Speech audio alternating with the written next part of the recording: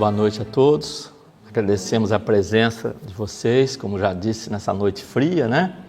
Mas vocês estão aqui também como nós para refletirmos sobre os ensinamentos de Jesus. Também saudamos os nossos irmãos desencarnados, que também estão aqui com o mesmo intuito. O título de hoje, muitos os chamados e poucos os escolhidos, aqui está a parte 2, não é? Por que está a parte 2? Porque eu já fiz no nosso encontro passado a parte 1, né? A parte 1 está ali, né? Em branco, parábola do festim de núpcias, a porta estreita, os que dizem Senhor, Senhor não entrarão todos no reino dos céus. Mas isso aqui já está gravado, né? Essa palestra está gravada no canal do YouTube do Caminheiros da Luz, tá bem? Então quem quiser assistir a primeira, já está gravado lá e vamos fazer a gravação da segunda hoje, tá bem?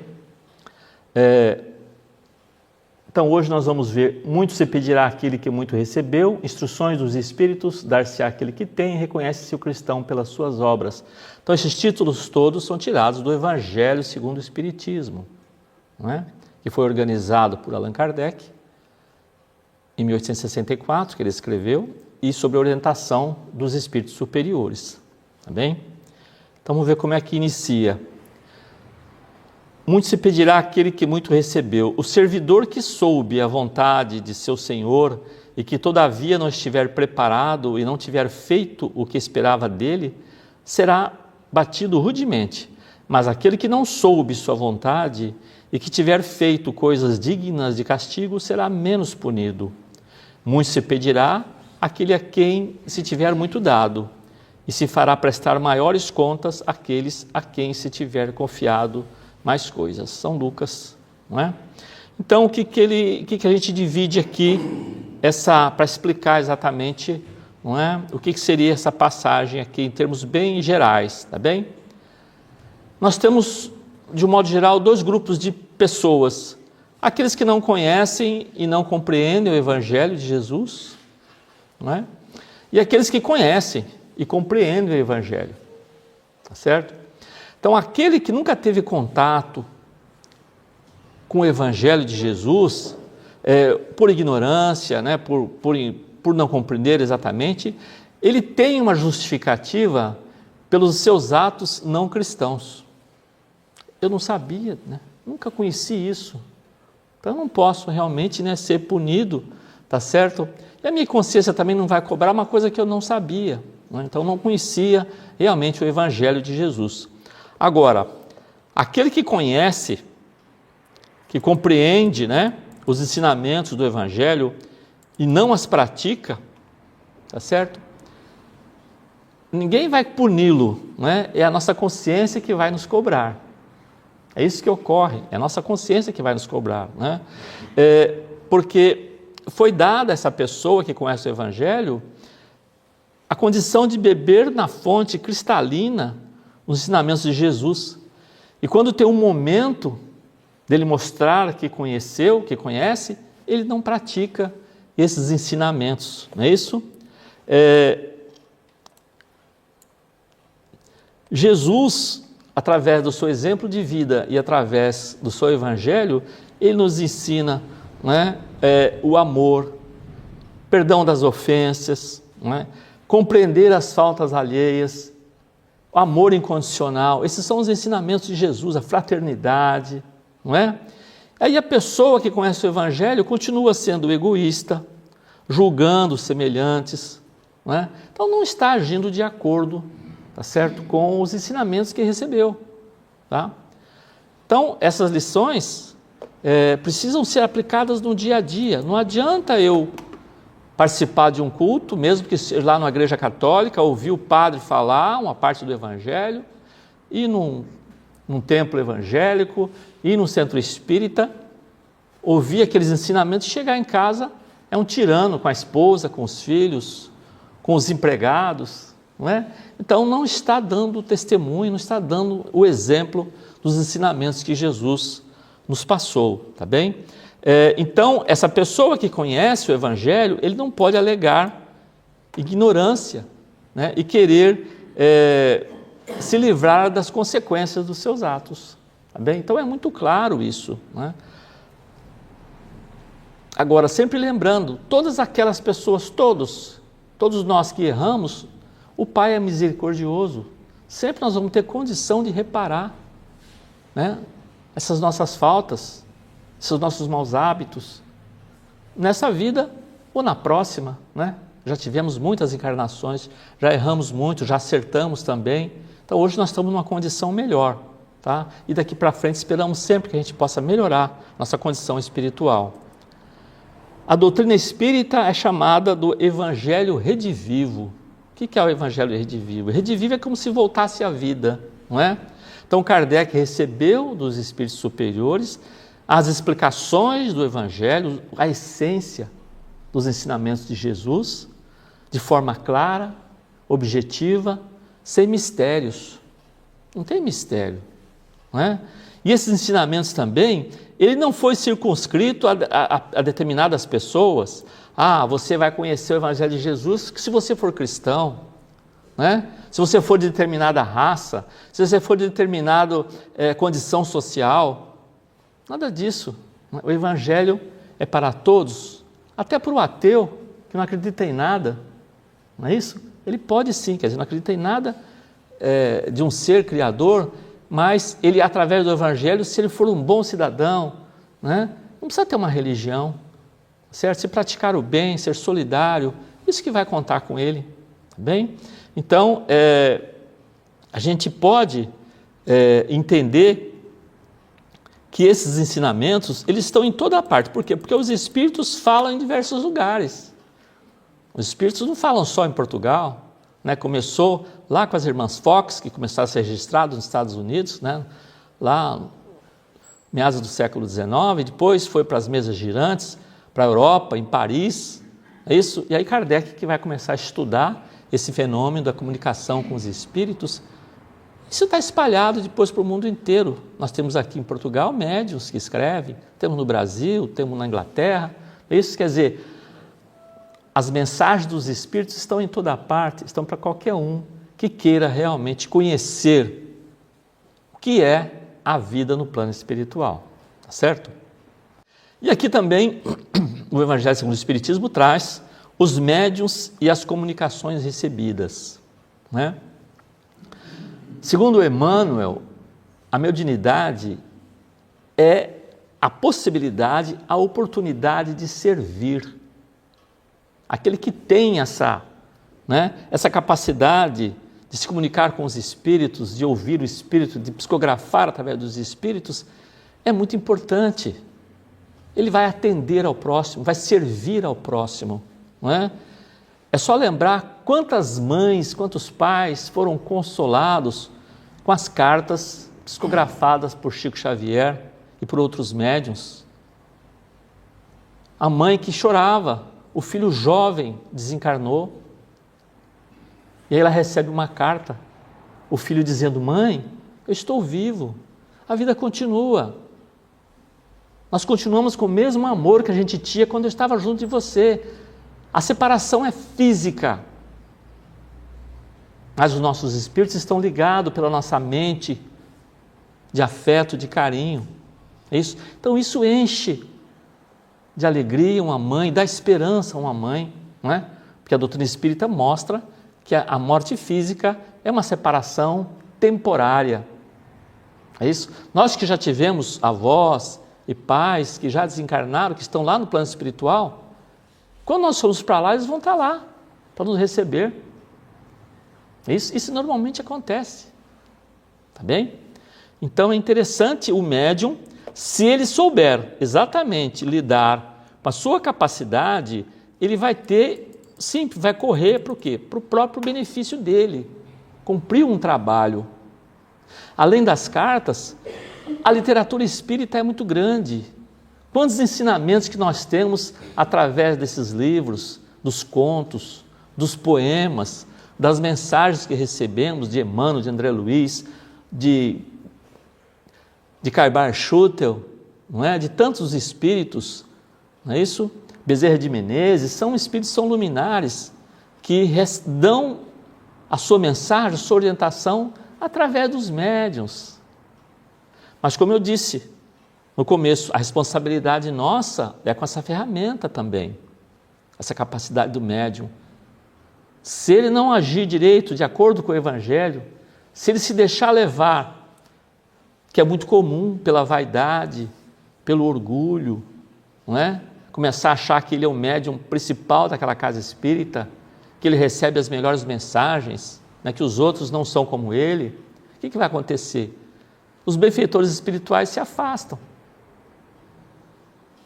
Ele pode logo depois ser assessorado por espíritos brincalhões, irresponsáveis, que vão dar uma resposta de tudo. Por quê? Porque o médium deu condição, pelas suas atitudes, deu abertura da aproximação desses nossos irmãos ignorantes e infelizes. Não é isso? Então, a mediunidade é uma ferramenta importante para o crescimento espiritual, não é? Aos espíritas, pois, será pedido muito, porque receberam muito, mas também àqueles que tiverem aproveitado, será dado muito. Então, aqueles que querem conhecer a doutrina espírita, nós temos a literatura, como eu disse, é vasta, os livros estão na casa espírita, nas livrarias, na internet, você acha todos, de modo geral, os livros, a maioria dos livros você acha em PDF na internet.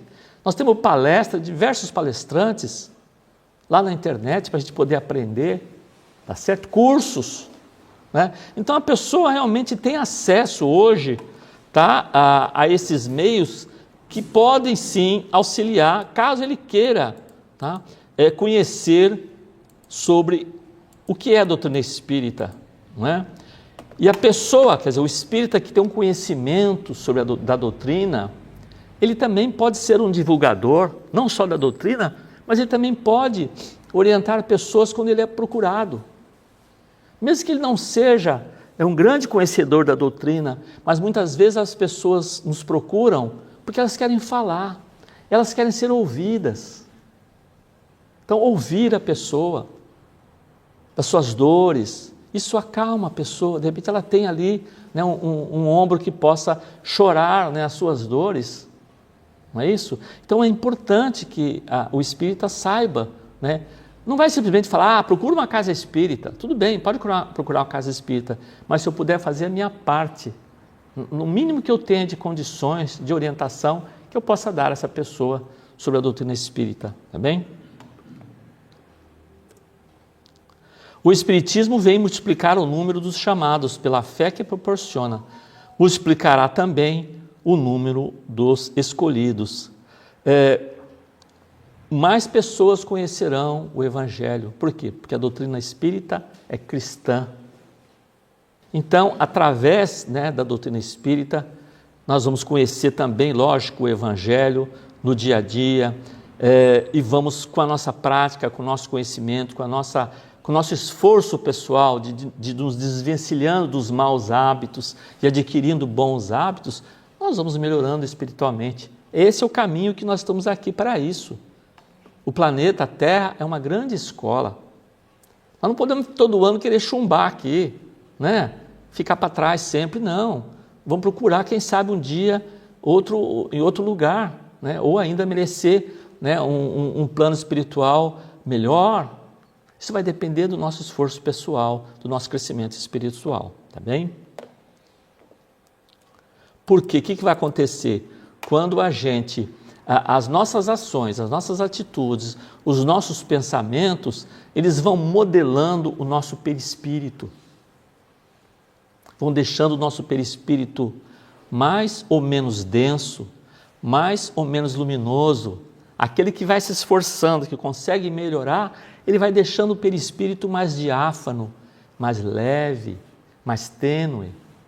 E quando morre o corpo físico, que ele se liberta do corpo físico, o perispírito está tão leve que ele vai habitar um plano também leve, não vai ser um plano denso.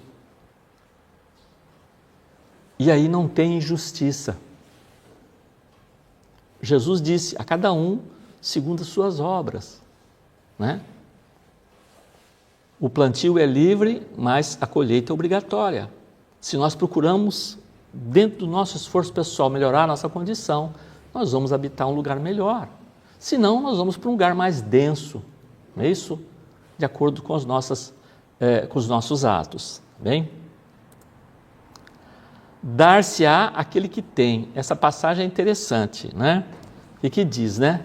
Prestai bem atenção naquilo que ouvis, porque se servirá para convosco da mesma medida da qual vos servides para com os outros, e vos será dado ainda mais, porque se dará àquele que já tem, e para aquele que não tem, se lhe tirará mesmo o que tem. São Marcos. É estranho isso, né? Aquele que tem, não tem, é tirado. E aquele que tem, é dado mais. Então essa lição, para muita gente, fica confusa. É essa que vem a clareza da doutrina espírita. Vai explicar essas parábolas de maneira clara, objetiva, né? Essas mensagens, lógico, ela parece estranha, mas vamos pensar que aquela pessoa que trabalha no bem, não é? Ela já cultivou a bondade no seu coração, ela já tem. Ela já tem bondade, então ela pratica a bondade. Ele vai ter, essa pessoa, assessoramento de espíritos benfeitores nos seus atos, nas suas ações, nas suas empreitadas. Ele pretende fazer, eu quero fazer uma casa, eu quero fazer um recolhimento de pessoas, de órfãos. Vou dar um exemplo qualquer, tá bem? É difícil, mas ele vai ter um assessoramento, porque a sua intenção é boa e os benfeitores espirituais vão ali acolher aquela ideia e vão trabalhar no plano espiritual para que aquilo ocorra, né? Mas a gente entende, e aquele que vai ser tirado, né? Que é isso, né? Que não tem, já vai ser tirado. Aí os espíritos dão um exemplo seguinte: imagine um pai que tem uma quinta, né? E ali tem uma plantação, ele chega para o filho e fala: olha, estou te dando as sementes aqui e você vai, né, fazer o plantio nessa terra. Quer dizer, o pai deu aquilo para ele tudo, tá certo? Ele vai lá e planta aquilo, mas não cuida. Não cuida. As ervas daninhas vêm, invadem aquela plantação, aquele que ele tem, que ele tinha, que aconteceu? Foi tirado. É culpa do pai? Não. Tá certo? O pai deu as condições para ele fazer o plantio, tá? Mas tem que cuidar. É assim que nós somos com as nossas coisas. Mas nós temos que cultivar, né, esses nossos bons hábitos que a gente vai adquirindo, cultivar na prática do dia a dia, tá? Então, é isso que a mensagem diz. Reconhece-se o cristão pelas suas obras. Repare, então não adianta a pessoa simplesmente, né, como diz aqui, né, eu sou cristão, né, eu sigo o Cristo, mas, né, no dia a dia não demonstra isso, como está sendo, a lição está chamando a atenção, né? Então nem sempre aquilo que a gente diz está no nosso coração. Muitas vezes as nossas palavras, no social, no dia a dia, a gente encontra uma pessoa e fala: oh, fulano, que bom te ver. Mas por dentro está falando: ai meu Deus, que azar ter encontrado essa pessoa, né? Quer dizer, internamente você não queria encontrá-la, mas por um verniz social a gente, sim, tudo bem e tal. Quer dizer, isso a gente faz aqui no dia a dia. No plano espiritual isso não ocorre. A gente não pode mascarar as nossas intenções, principalmente para os espíritos superiores. Eles olham para a gente assim, já sente a gente na totalidade. O que nós somos, o que já fomos, o que fazemos, né? Pelo nosso perispírito ele já vê como é que é esse perispírito, tá certo? Então, meus irmãos, não adianta a gente ficar simplesmente, né, dizendo que eu sou cristão, né, mas só da boca para fora. E a gente percebe que as pessoas que são boas, muitas vezes, elas não aparecem, elas são discretas nas suas ações. Elas não ficam trombeteando: olha, eu fiz isso, eu fiz aquilo, né? Olha, inaugurei uma creche, olha, eu fiz aquilo, né? Eu dei tantas coisas aqui para esse pessoal carente. As pessoas boas, geralmente, eles não divulgam. É uma pena que não sejam divulgados, não por ela própria, mas por outras pessoas que possam divulgar esses bem-feitos, né? Porque que acontece? Infelizmente, a mídia, de um modo geral, a imprensa, divulga os mal-feitos, não é isso? São os acidentes, não é isso? As corrupções, os crimes, tudo isso é divulgado e vende notícia, tá bem? Mas alguém que conseguiu pegar, adotar uma criança que estava ali já para desencarnar, leva essa criança para casa, cuida dela, que não é seu filho, vai cuidar dela, faz que ela cresça, vai para a escola, forma aquela criança, depois um jovem, né, no curso superior, e fica um excelente profissional. Essa notícia raramente aparece, mas tem gente que faz isso. Tem gente que faz isso. Infelizmente, não é divulgado para que outras pessoas possam, né, conhecer que nós temos boas pessoas, muito boas, em diversas sociedades, tá? Mas o que é divulgado geralmente são as notícias que vendem, não é? Que são as notícias tristes, muitas vezes, né? O Divino Salvador, o justo por excelência, disse, e suas palavras não passarão. Aqueles que me dizem, Senhor, Senhor, não entrarão todos no reino dos céus, mas só aqueles que fazem a vontade do meu Pai que está nos céus. Ele reforça de novo, não adianta dizer, né? Senhor, Senhor, né, eu quero entrar, né, eu mereço entrar, né, eu fui isso, eu fiz aquilo, eu quero entrar no seu reino, não é? E aí eu peguei aqui um exemplo, que eu selecionei, de uma obra do André Luiz, psicografado por Chico Xavier, chamado Obreiros da Vida Eterna. Tá? Capítulo 10, o fogo purificador. Ali, é interessante quem possa ler esse livro, né? Mas ali, esse trecho mostra o seguinte: espíritos endurecidos, espíritos ainda muitos arraigados ao mal, né? À perversidade. Mas na hora que acontece essa cena do fogo purificador, eles correm no posto de socorro para pedir ajuda. Eles querem sair daquele lugar e vai para lá. E aí eles chegam lá nos portões dessa casa, né, desse abrigo que está ali, e dizem, né, eu vou ler como está escrito: tende piedade de mim, as fogueiras ameaçam-me, penitencio-me, fui pecador, mas espero contar com o vosso auxílio para reabilitar-me. Naquele momento ele está mostrando que está arrependido. Ele disse, né, emocionadamente. Só que uma trabalhadora do plano espiritual, uma benfeitora, né, muito conhecedora do assunto, ela diz o seguinte, quando ela olha para aquele espírito, ela disse: ó, como é horrível a atividade mental deste pobre irmão. Vence-lhe no halo vital deploráveis lembranças e propósitos destruidores. Está amedrontado, mas não convertido. Pretende alcançar a nossa margem de trabalho para se apropriar dos benefícios divinos sem maior consideração, sem merecimento. Repare, então é interessante essa passagem, que vai ilustrar, né?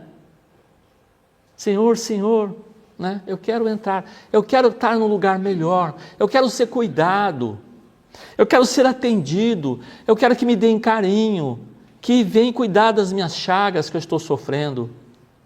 Aí a pergunta volta: quanto você fez isso para os seus irmãos? Quanto você atendeu os seus irmãos? Na própria família, muitas vezes, um parente com dificuldade, que você deixou de atender. Como é que você quer agora ser atendido com maior carinho? Apesar que isso não significa que esses irmãos, como esse que chegou aqui, ele foi abandonado. Nada disso. Aquele momento ele não pôde ser levado, mas em outra ocasião será. Porque todos chegarão a um momento que vão melhorar. Quem já leu a obra Memórias de um Suicida, ali também é muito interessante esse trecho, né? Que história, né? Que é psicografado por Ivone A. Pereira, e o espírito chama Camilo Cândido Botelho, mas na realidade é o Camilo Castelo Branco, né? Que morreu cego e suicidou-se. Bem, então, quando ele estava naquela zona ali de sofrimento com outros suicidas, eles ficavam ali, né, também, e vinham os benfeitores para levá-los. E eles iam falando o nome, fulano de tal, aquele ia para lá e a caravana levava. E o Camilo não chamava o nome dele, né? Então, é triste, é muito triste. E passou por muitos sofrimentos naquela região ali, pelo seu ato. Mas chegou um dia que ele estava ali com outros companheiros na mesma situação, foram dizendo o nome e disseram, Camilo! Aí ele, né, foi levado, foi cuidado, foi tratado. E um espírito está numa condição excelente. E ele, é interessante, que tem um médium português que agora me fugiu, não sei se é Bittencourt, eu não tenho certeza o nome dele, de repente o Zé Manuel até conhece, que recebeu, né, sentiu a presença do Camilo, e o Camilo escreveu, ele psicografou, e o Camilo disse o seguinte, olha, falou para o médium, eu tenho um amigo, escritor, que está pensando em suicídio. Eu quero que você mande essa carta para ele. Escreveu uma carta para o médium entregar para o escritor que estava pensando em suicídio. E a carta dizia, meu amigo, eu já passei por isso, é uma ilusão você achar que vai acabar com a sua vida. A vida continua do outro lado, né? Então foi tamanha a carta, né, tamanha a experiência do Camilo, que o escritor lá não cometeu suicídio, tá? Mas foi através de um médium. Olha a importância do médium, né? Para atender uma pessoa que ia ter consequências muito graves nas suas atitudes, tá bem? Então, meus irmãos, a lição de hoje é para a gente, como foi lida a mensagem, né, da nossa querida irmã Celeste, né, que a gente possa levar a paz na nossa palavra, que a gente possa levar a paz na nossa presença, no ambiente que a gente estiver, na nossa casa, no ambiente de trabalho, na escola, nos encontros sociais, que as nossas atitudes possam levar à paz. Que a gente procure sempre, no seio familiar, em qualquer lugar, buscar o acordo, buscar o entendimento e jamais estimular, né, o atrito, a contenda. É isso que Jesus fazia. E eu ouvi uma frase que fala, a luta do bem contra o mal. Não existe a luta do bem contra o mal, porque o bem não guerreia. O bem tem paciência, espera o momento certo de agir, tá? Que a gente possa inspirar então, né, nas palavras da irmã Celeste também e do Evangelho, essa nossa reflexão, que a gente possa pensar nisso, né, e refletir tudo que temos feito até hoje e sempre lembrando, nós temos um anjo de guarda que cuida de nós. Todo mundo tem um anjo de guarda ou espírito protetor, é isso que é a mesma coisa, possa contar com ele, um santo que você possa ter uma devoção, né? Um espírito ou em Jesus ou diretamente ao nosso Pai Criador, tá bem? Muito obrigado e até a próxima.